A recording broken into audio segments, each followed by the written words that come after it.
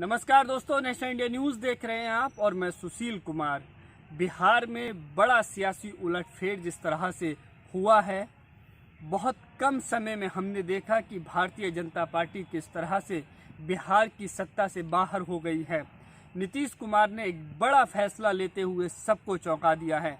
कहा जा रहा है कि नीतीश कुमार ने भारतीय जनता पार्टी या एनडीए को खत्म करने से पहले ही आरजेडी के साथ हाथ मिला लिया है।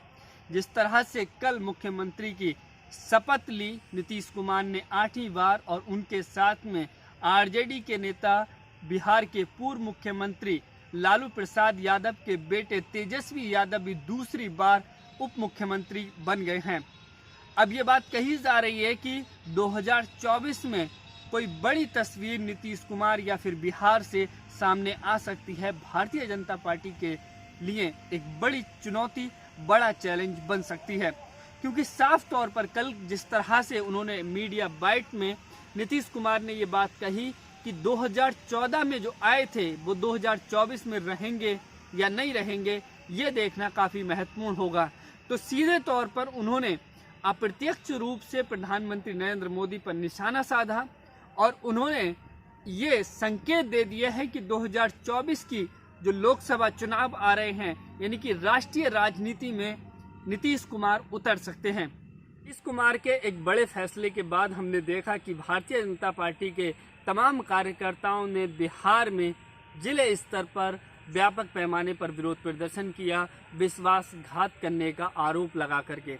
हालांकि ये बात और है कि भारतीय जनता पार्टी खुद कई राज्यों में वहां की बनी हुई सरकारों को गिरा करके अपनी सरकार वहां बना चुकी है। हाल ही में हमने जिस तरह से देखा महाराष्ट्र में शिवसेना सरकार यानी कि उद्धव ठाकरे की सरकार को किस तरह से वहां पर गिराया गया, किस तरह से शिवसेना में दो फूट हुए और उसके बाद एकनाथ शिंदे भारतीय जनता पार्टी के साथ मिलकर वहां चीफ मिनिस्टर बन गए और एक चुनी हुई सरकार को, महागठबंधन की सरकार को गिरा दिया गया।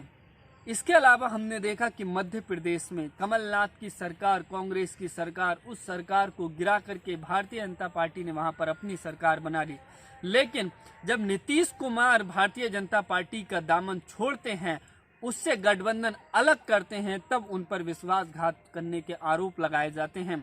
नीतीश कुमार ने साफ तौर पर कल ये बातें कही कि कहीं ना कहीं भारतीय जनता पार्टी जेडीयू को खत्म करना चाहती थी। भारतीय जनता पार्टी की मंशा पर वो सवाल खड़े करते हैं और इस लिहाज से उन्होंने ये एक बड़ा फैसला लिया है। पूर्व में भी आरजेडी के साथ गठबंधन में रह करके नीतीश कुमार सरकार चला चुके हैं और एक बार फिर से बिहार में नीतीश कुमार आरजेडी के साथ मिलकर के सरकार बना चुके हैं। और ये बात कही जा रही है कि कहीं ना कहीं 2024 के जो लोकसभा चुनाव हैं उसमें नीतीश कुमार एक अहम रोल निभा सकते हैं।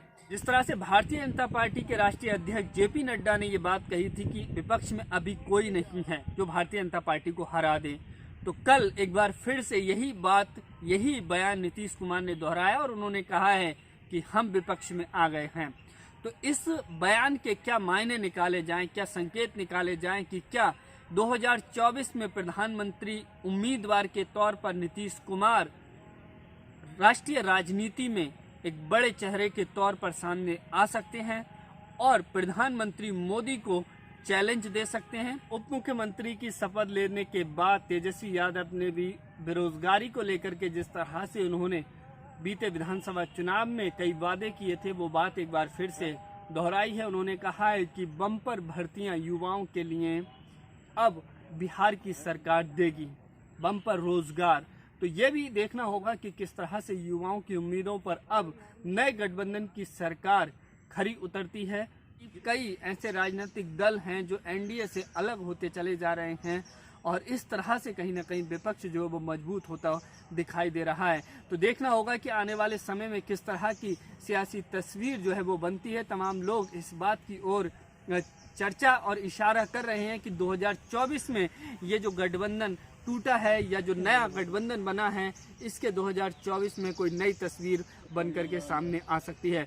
तो फिलहाल दोस्तों इस वीडियो में सिर्फ इतना ही। आप लोगों की क्या राय है कमेंट करके ज़रूर बताइएगा। चैनल पर अगर आप नए हैं तो प्लीज़ चैनल को सब्सक्राइब कीजिए, वीडियो को लाइक कीजिए, शेयर कीजिएगा। बहुत बहुत शुक्रिया।